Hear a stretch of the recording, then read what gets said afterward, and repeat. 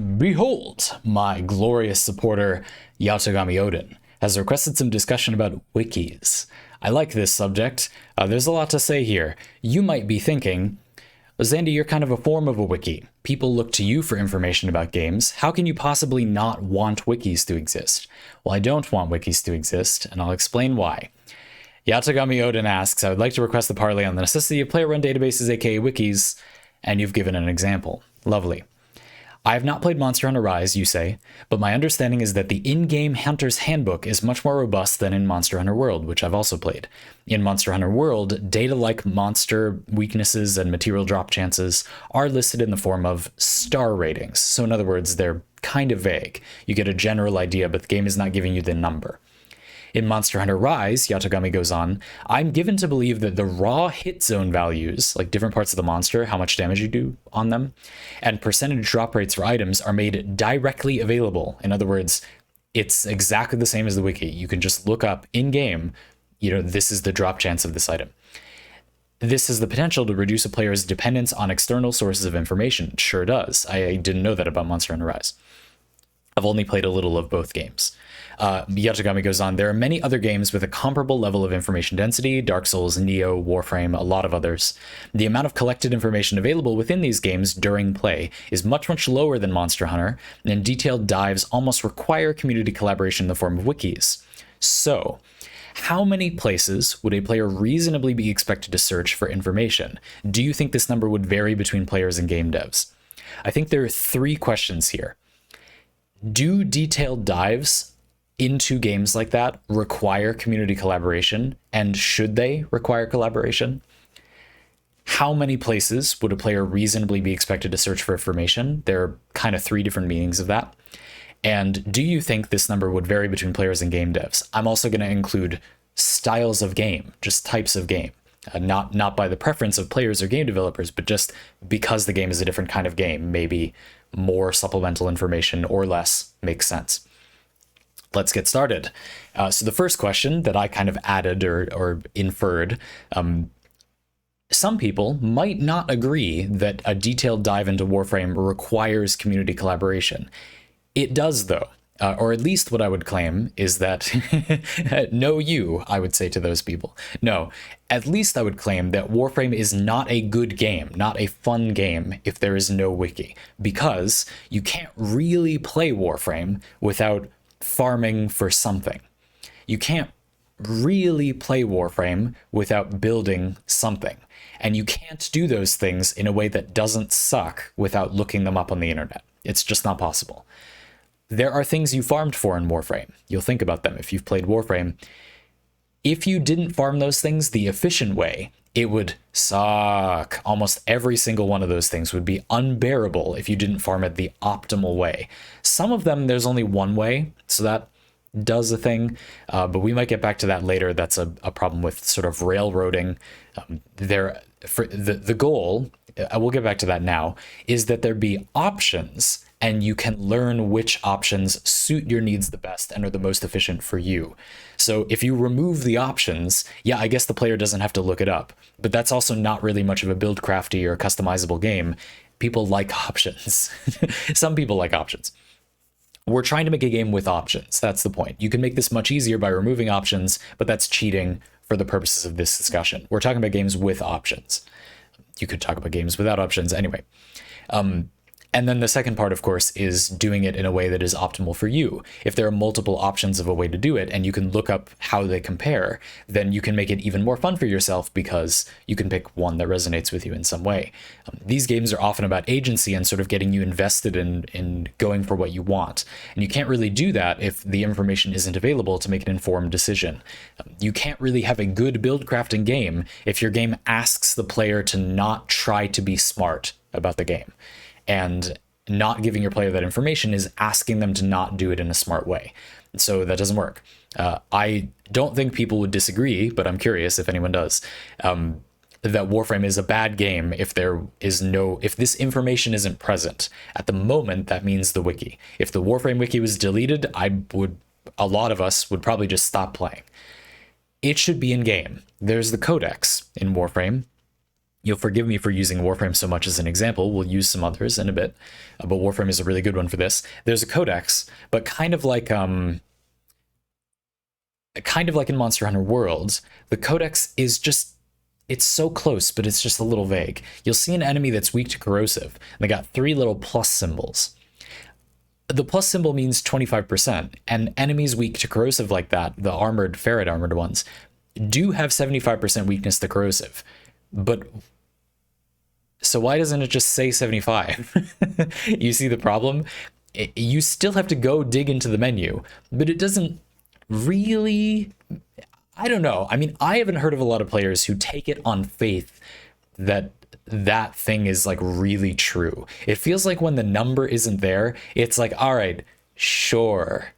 I'll believe you, game, sure. Like, and then I look it up on the internet, because a lot of the time there is a discrepancy, and unless you give me the exact number so I can decide for myself whether that's a lot, I think I speak for a lot of people when I say this, I don't trust you, game. You give me the number or I'm suspicious. I'm not going to let you decide for me. That's the entire point of these games, is that you don't decide for me what I think is viable or effective or fun or efficient in context or something. That's like much of the point of a game that has a build crafting gameplay loop. So forgive me if it's not good enough if you just give me symbols to represent that thing. Another good example, if people played it, is Fate Grand Order, which says abilities will say it increases your attack. It greatly increases your attack. And how much is that, game? Because I know some abilities that say that are 10%, some of them are 20%. Greatly increases your attack could be 30% or 60%. It depends on the ability. 30 and 60 are very different numbers. So I don't care. In fact, I almost never even read the skills when I play Fate Grand Order. As soon as a new servant comes out, I immediately look them up on the wiki. I don't even look at what their abilities are in the game because it's useless. Like, there's no point. A lot of the time, it will give up and just say, you get random effects. Which ones? I mean, it's a lot of text, don't get me wrong. This is meant to be a lightweight mobile game, so that's a little bit different. Fair enough. I don't see why it would be so hard to just let the player click the skill and see detailed numbers. On the wiki, it doesn't take up that much space. You could fit it in. And this gets to my second point and my opinion about this whole wiki thing. I think games needing wikis is lazy. Period. Could end the video right here. In fact, how long has this been? We're not going to end it right here. I have way more to say. But if that's what you're waiting for, that's what I'm going to say. That's an extreme view. I have an extreme view on this. But I really do think, like, when I make videos about Warframe, when I've made build videos about Warframe, when I think about making videos about other games, the biggest thorn in my side is making a video that just confirms, denies, or argues, is often the necessity about like whether a game mechanic even works. And it's very difficult not to get bogged down in that. That is not fun. Most people who make YouTube videos about games with Buildcraft like that stuff. You know why? Because players need it and it gets a lot of views. But it's not fun. It's not good. Those videos aren't pleasant. You just need them, and you have to suffer through someone's obnoxious dubstep intro to get to it. That is not fun. That's not a good thing about a game. And if games add this stuff, I know some developers, like I feel like a lot of the Warframe community and digital extremes have this notion that leaving that information out is good for the game. It isn't. You think that it's making the community be nice, but as many cases as there are of like, yeah, sometimes a new player comes in and they ask for help and they get help and they have a really good experience. And some people remember those or only had a good experience. If that's you, I'm not trying to take that away from you. I'm not saying you didn't have that experience. So put that away. I'm not saying, no one is saying that. You shouldn't be thinking that. But a lot of people also had an experience where they had to rely on other players and they did not like that. You know why a lot of Warframe videos are just schluck that is about explaining, and it's often just their opinion on the patch notes or some new update or whatever? Because that stuff is unclear. Those people would focus on making videos about playing the game if that stuff was clear, but it isn't, so they can't, or they don't think they can. It's hard. I try to, and I think it's difficult. So wikis are bad, but they're necessary until they're not. I do think that developers should try to put the wiki in a game. But I think one of the conflicts, getting into our next point about how many places would a player reasonably be expected to search for information, one of the conflicts is that putting it in the game kind of makes the player feel like they need to go seek it out. And I know for Warframe, some Digital Extremes developers would defend that part of the game by saying that you can complete the star chart pretty handily without looking that stuff up. You could, but a lot of the game's development has revolved around adding things where you can't complete that without modding in some way. So adding a way for players to engage with that isn't wrong. You can just put it to the side until they need it, make them aware, and just tell them that they don't need to look at it right now, that it's fine, or make it available later in game. And then if people want to look ahead, that's fine. I've played games that do this effectively. Deep Rock Galactic is a game that I feel like, yeah, it's definitely less of a customizable game, but it's a game where it really encourages you to just not worry about it and go ahead and play some missions. And then when you get into it, you can manage stuff if you want. You can look extra stuff up if you want, but it encourages you to just play because you see the results. You see that the thing killing you isn't a lack of damage or something.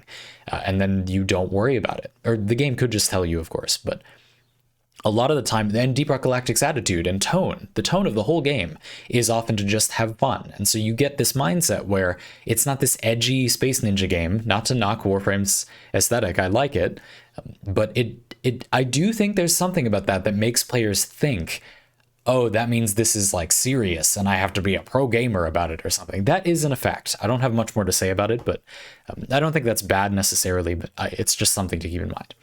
So yeah, the point I'm trying to make is that I think pretty much the only drawback of putting your wiki in the game is, well, you have to curate it, I guess. That is work, but again, that takes your destiny into your own hands. It's not an excuse to say, oh, we won't manage a wiki because that's a lot of work and the community can do that. No developer would admit that, but a lot of them probably think that. No, you pay for that in spades when you have to deal with the PR frustration of your own information not being reliable and people having to go to a third-party source. So that's not pish-posh. How many places would a player reasonably be expected to search for information? 0, because statistically we know from most companies that most players of most games like this look up nothing. They never interact with any social environment. There's that 80-20 rule about 80% of your feedback coming from 20% of your community. Only 80% only 20%, only 80% of players don't ever look anything up. Only 20% of players look stuff up. That's an average, but the statistics I've seen, and a lot of developers do release this, which is interesting in and of itself, show that around 20% of people are looking stuff up. Most players of most games don't look anything up. I had to convince another player, Pixel, if you're here, please don't feel embarrassed. This is a really good example. In Warframe, I had to convince Pixel at great length that over 50% of Warframe players use no companion. They just have no companion almost all the time. They don't tactically not equip one. They just don't use them. They don't use Vacuum. They don't use the Sentinel. They don't use companions. They just don't use them at all. Over 50% of all Warframe players that have played to a decent mastery rank just don't use that part of the game. Everyone I know thinks that Warframe is unplayable without a source of Vacuum. It's just tedious and annoying. You have to spend your Space Ninja game that's supposed to be a cool power fantasy walking around on the ground picking up items. That's inane and boring and not fun. I can't believe that this game is popular when 50% of people play it in a way that I would find insufferable. That tells me people's standards are pretty low. Go figure. Anyway, the point I'm trying to make is that there's kind of a second question here. There's how many places would a player reasonably be expected to search? How many places do they search? So if you know that, how many should you assume they'll search? And the answer to that question is 0. The answer to that question is arguably factual. We know you can get data and then find out. We should make the game as though players look 0 things up because they do, But there's another part of this question, which is how many places might players reasonably be expected to look things up if we assume that they're acting in good faith? In other words, if the player, if every player of every game is me, let's do it this way. I try not to look up external sources for things. I try to see if the game lets you not do that. And then if you need to, you need to. I like seeing how games do if you play them that way. I'm okay with looking things up. I played lots of games where that happens. So I'm a good example, I guess, as much as we can have one person be a good example, a sample size of one, in that I'm a person who isn't biased against looking things up, but I also care about not looking things up. I value both. So when I play a game, I think that's interesting. And to me, the answer is one.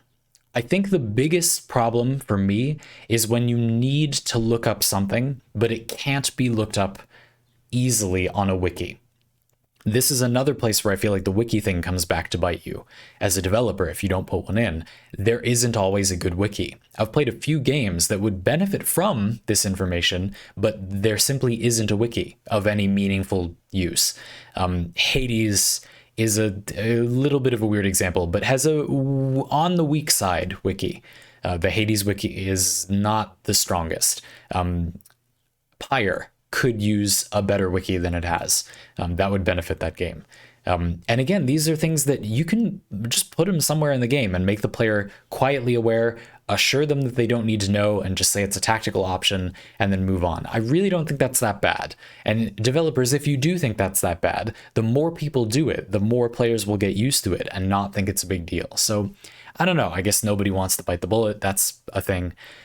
But yeah, I kind of think the answer is one. For me, the problem is when there isn't a good wiki, you need to watch a YouTube video about it. This usually sucks. And the reason it sucks is what I mentioned before about the Warframe community. If a game doesn't make this stuff clear, people who make videos on the internet and want views rather than entertainment value or integrity will just make videos about it for the sake of getting a bunch of attention on the video, clicks, ad revenue. This seems fine, but it's kind of malicious because those people don't really care about getting the information right. It's an inconvenience to everyone involved. The information isn't clear, and the random unprofessional whoever making the video is then your only source of information about that. That's not good for anyone, really. Well, it's good for the person making the video because they get to take advantage of it and get ad revenue, but that's not good for, it's not fun. It doesn't ever make a game better that needs to be explained, because usually, almost always, it's explained wrong. I often have the experience, Monster Hunter Rise, I had this experience, where there's a training area. They show you some combos and talk about the weapons a little in the training area, but not enough at all. A lot of the mechanics that you need to use if you want to do good damage with the weapon are not even close to explained in that area, at least not to my knowledge, and I tried fairly hard. They should make them more clear if they are there. If they are explained there, I don't think this unmakes this point. So in the comments, keep that in mind. And so I had to watch a video about, like, what do the weapons even do? And because I had to watch a video, I had to deal with the bias of the guy making the video, which, like, I don't want. I want to just know the information and decide for myself, but I don't have that choice. I would have to dig around for a bunch of videos to do that. Now, in Monster Hunter Rise's case, there probably is a wiki that has that information. But again, it's a game where why provide a space that gives too much information if someone doesn't want to worry about that, but not enough information if they do want to worry about that? It's just silly. And for Monster Hunter Rise, I know that the answer is that they didn't care about that because it's Monster Hunter, but that's still not an excuse because they put a place in the game for it. I'll stop complaining about this now, but I hope I've made my point. Finally, do you think this number, the number of places a player would reasonably be expected to check, 0 if we're talking about statistics, or I think 1 if we're talking about just being reasonable, do you think this number would vary between players and game devs? Yeah, so there are a couple of things. So between players, statistically, we know that it does. There are players that go really deep, and a lot of players that no matter what the game is, they don't really look anything up. So it does vary. I think there's kind of a different question here too. You could interpret this as meaning, could we ask more of some types of players? And the answer is yes, definitely, I think. You can have people go into the game and say to them, you know, you might need some help from the community to get through some of these things. A good way that this often happens organically in games is raiding. In games like World of Warcraft and Guild Wars 2, there is, having played an enormous amount of both of those games, I've played probably easily thousands of hours, probably more than Warframe of both of those games, Guild Wars 2 and certainly World of Warcraft.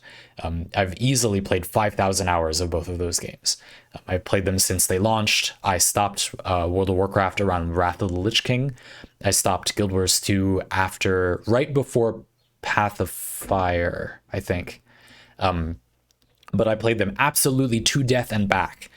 And those games, for all their flaws, and they have a lot of flaws, did a very good job of providing some choice, although World of Warcraft didn't have much. Guild Wars 2 had some build choice that you definitely don't need to look up. I never really felt a need to look that up. While also meaning that there can be further complexity, and it's introduced naturally with raids. And it feels like, rather than suddenly hitting a wall where you need to just look up what's wrong, when you hit that wall, it's with other players. So you just ask them a lot of the time.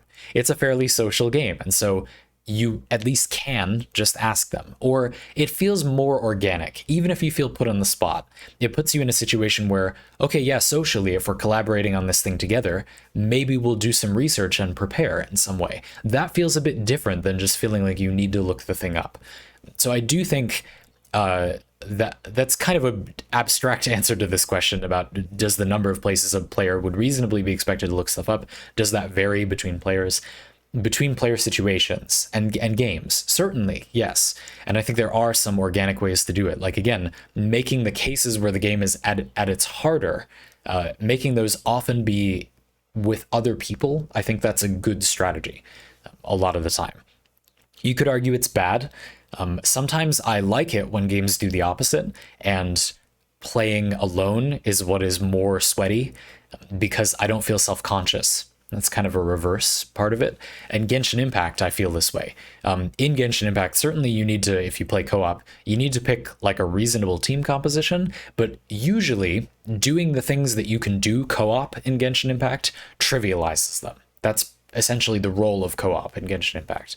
If you are having trouble with something, you can, provided you're willing to work together with other people, trivialize it and get it done. Except the matchmaking can take a while, or just be buggy sometimes. And I kind of like that. I kind of like that when I gear up and get serious, that's me doing my thing by myself. That has its own consequences we won't get into here. But anyway, I just think that's interesting. But finally, to the last point, the other thing I think is interesting about this. Do you think the number of places a player would check, I've said that a lot of times, would vary between game developers? Well, yeah, I certainly think there are strategies. I mean, first of all, there are games like Dungeons and Dragons where you can't play the game without an external source, because that's part, like, the gameplay loop is, to some extent, looking stuff up. And Dungeons and Dragons has a lot of its own problems that are sort of recontextualized by the way the game is played. Let me give you an example.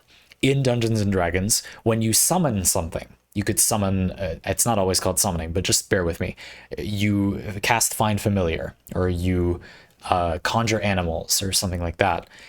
There are lots of options, and you probably would look through the options. You can just say one and pick it, of course, but most players that cast those spells probably look through the options for that spell. And there are a lot of them, and there isn't really a way around that, except that there is. In Tasha's Cauldron of Everything, supplemental material for D&D 5th edition, there is a sort of new era of summoning spell. I think they are called summoning spells now too. Summon, they have that summon thing at the beginning, a lot of them. And these spells, instead of providing a list of creatures that you go look up, they provide blocks of stats, and then you just pick a creature of a size, and then they have those stats. So it standardizes it. They've done a thing in the game mechanics where they removed the need to look through a list of creatures to some extent, which is interesting. It's interesting for a few reasons. It's interesting because inherent to D&D, you have to look through, like the equivalent of a wiki, although it's usually an officially published wiki, which is nice by the nature of the game. You have to look through something like that. That's part of the gameplay loop. So it's interesting that there's a balance for them. But it's telling, I think, about other games that for D&D, they found there's a balance of looking through too much versus looking through, not enough. I guess some players prefer not to. But a big thing in D&D is that you can play a character in a way, if you want to, where you really don't thumb through anything, if that's what you want. Or you can play a character that thumbs through things more. You can be a barbarian that can't even cast spells while raging, or you can be a wizard who has a literal in-game book that they literally have to thumb through for their spells while you're thumbing through a real book for your spells. So if you want to thumb through a book, that is, D&D is a-okay with that. But the point is that the game lets you modulate that. There's a big thing about D&D where you can kind of pick how much, like, micromanagement you want from a character. You can pick different spellcasters that will or won't have the choice to shuffle their spells around. Stuff like that. That's interesting. That adds a layer of adapting to what the player wants. And I think that this is the best solution most of the time. Games that have this customization thing, build craft options, whatever, a lot of people like this if they're given the freedom to just explore it at their own pace. In fact, I've very rarely met a player who doesn't like any customization. Even players that pick a human fighter, no offense, but come on, in D&D, the most boring stereotypical combination of race and class that has almost no, you just hit things. There are very few abilities, and the abilities there are, oh, I want to do something again, so you do. Or I need to heal so I can keep hitting stuff, so you do. And that's it. Those are basically that's not literally it, but those are basically the fighter class features. Even a player like that will eventually get a little into role playing, and they'll have things about their character, or they'll pick to specialize in a certain skill or put their stat points in a weird way or something. Everybody does it a little. And I'm a person whose career revolves around people having fun doing that. So I want everyone to have as much fun as possible doing that. And I think the way that people consistently have the most fun doing that is if the game never tells you you need to do that. There should be a simple way and a complicated way. The complicated way needs to be different, not better or worse. And with pretty much every single game I've ever played like this, at least the developers understand it. It is deeply infuriating how infrequently the players understand that obviously there wouldn't even be a game to this game if there was a best option. The entire premise of this game, Warframe, Dungeons and Dragons, virtually every game that has buildcraft of any kind, the entire premise of the game is that there is no best thing. There wouldn't even be a game if there was a best thing. There wouldn't be buildcraft if there was a best thing. So it's actually kind of insane that people even ask that thing. I hope that makes sense why that drives me insane. Probably drives you insane too if you're watching this video for 30 minutes. Anyway, the point I'm trying to make is that for a lot of these games, you can see how they know in some way that it is best to offer simple and complex options that are different rather than better or worse. Monster Hunter does this. Different weapons are better or worse to varying degrees. Warframe does this. You can put mods that just do damage on your weapon and do the thing, but oftentimes if you make an informed choice for a few of those slots, or sometimes more, you can get a different result, or maybe a little better result, sure. But oftentimes they're close enough that it's fine. Genshin Impact, generally straightforwardly building a character for just, if you put attack percent, damage percent of their element, and crit chance on every single character in the entire game, Clock, Cup, and Crown, for their artifacts in Genshin Impact, they're all effective that way. A lot of them are much less effective than they would be if you built them another way, but they are better at something different if you build them that way, and most of them are very effective that way. There's just also another different effective way to build them that would require shuffling those stats around. But there's almost no character in that entire game that is bad if you just do the thing. And that's had a really good effect on Genshin Impact's community. It's really frustrating how badly informed and childish Genshin Impact's community tends to be, because the game has an impossibly low barrier to entry. But even so, even despite the heinous amount of misinformation running all over the community about that, even despite all the annoying clickbait YouTubers running all over the community in Genshin Impact, you still consistently see people say that attack percent, damage percent, crit rate is a consistently good way to build characters, and that's true. That worked really well, even for a game that I think has one of the worst build crafting communities in gaming, Genshin Impact. For a game that has meaningful good build craft, by my estimation, I think it has one of the worst build crafting communities. They're one of the most reductive, one of the most misinformed, one of the least interested in testing things or fact, or only testing things when it doesn't matter. Anyway, I'll complain about this some other time. Even after all of that, because the game held to this idea that characters should be good in a simple way, and then maybe also good in a different, complicated way, it worked. That worked, even for a game like that. It works for games like D&D, where there are different classes that are more or less complicated. You could even view D&D's classes as existing themselves essentially only to allow the player to choose how much complexity they want, because using feats and multi-classing, you can make any class do pretty much anything you want if you try hard enough. So why are they there? Why is there the restriction instead of you just being a spellcaster or a hitty person to varying amounts and then you pick what spells? Well, it's to allow you to choose the amount of restriction that you want. That makes sense. You can be a wizard, multi-class into a sorcerer, and be that one divine soul. Anyway, there's a sorcerer thing in D&D that lets you cast cleric spells, and the main, like almost the only thing that wizards don't do really well is heal, so that you could just multi-class into a cleric, I guess. I don't know. Anyway, sorcerer, you get meta magic, and then you could just do everything. Like you could, if you want that, the game isn't restricting you. It's not making those classes that way really to restrict you. That's not their primary role. Their role is to help you choose how much complexity you want. Their role is to make the spell list not so long that it hurts your eyes, which is not like I'm saying that genuinely, like that's a good thing, I think. So yeah, I overall, this was a long answer to this question because I think it's a complicated, meaningful, important question. I think you can really see how games that don't take responsibility for this being a thing that matters, Warframe, really suffer for that. There's a lot of consequences that it's hard to explain why they're problems, but they are. There's really I would hope that nobody gets to the end of this video and thinks, oh, it's not important that Warframe have clearer patch notes. It's fine that they're like just blatantly wrong or very unclear a lot of the time. It's not. Like, it's just factually not. Like, they're losing money whether they're aware of that or not. They don't have to agree for it to be true that that's making them worse off.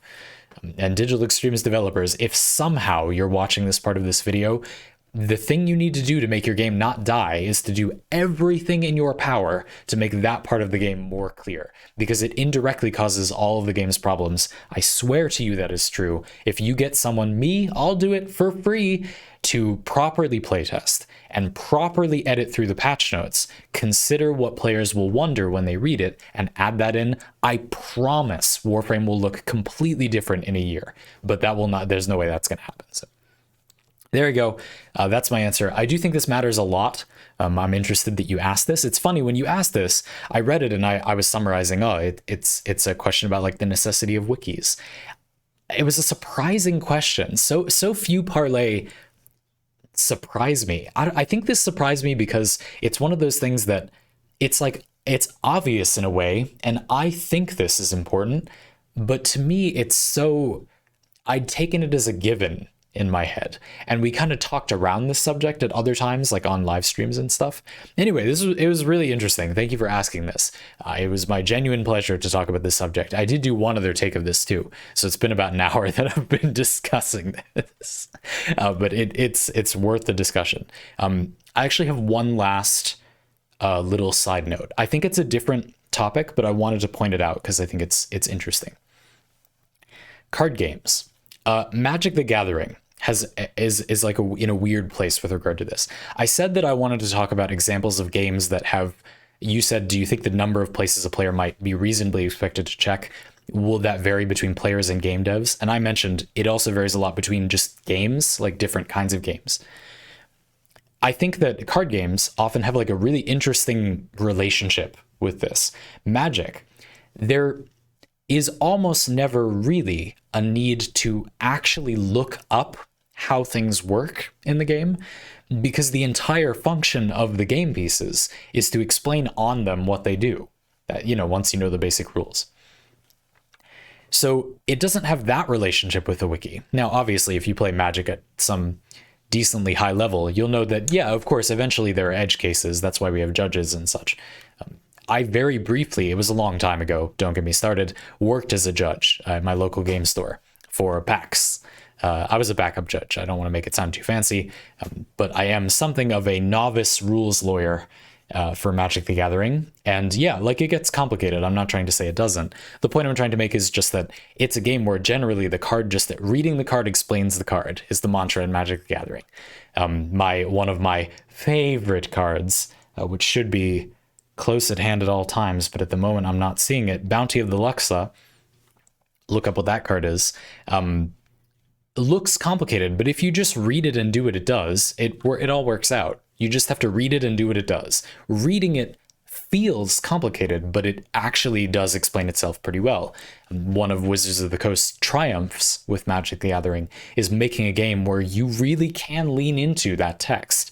It very rarely, there are a few mistakes, Evil Twin, infinite comboing with itself, you know, very, very occasionally, once in a blue moon, like twice a decade, there's a card that the wording is just kind of messed up and like something, it just breaks the game or whatever, and then they change it.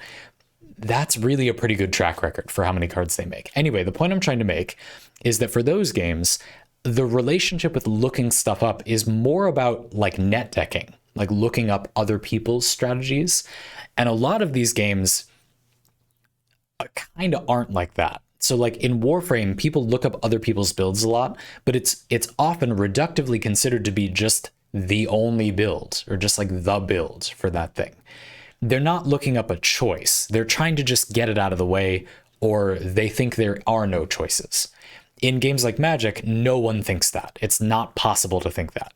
Everybody who plays the game at any meaningful level knows that there is no such thing as being like a real best deck, because even the deck that has the highest win rate has a deck that pretty solidly amount of the time beats it if you play it well. And so they're looking up choices. I think that's interesting. I think that has a different relationship with looking stuff up. It doesn't. The key difference to me is it doesn't feel like a burden at all. It doesn't feel like you have to. You feel like you're doing something clever. It's more like the experience of looking up a cheat code or something like that. Not clever exactly, but I'm just saying it's in that wheelhouse of thought. I just wanted to note, I think that's a bigger topic than we have time for, net decking. Somebody actually asked the net decking question. Maybe I'll do that right after this. Anyway, the point I was trying to make, I'm totally doing that right after this, is that gives you a pretty different relationship with looking stuff up. And I think that having a game like Warframe that leans like more, but like really hard into those choices could be really interesting. It could make players have a really positive experience of looking stuff up, or at least much less of a, it's not out of necessity. You see someone do something cool and you think, oh, how do I do that? And the answer is less, you just get that thing and you need to look up how you get that thing, and more, well, I know what that is, but how are they doing it that way? And then you check it. Warframe is a game that I feel like could easily, relatively easily, you don't need to make a different game, accomplish that goal. That's biting off way more than you can chew when I'm criticizing just rewriting the patch notes. Like, Warframe is never going to be that game, but It would be interesting, though. I just thought that was a worthwhile side note. Anyway,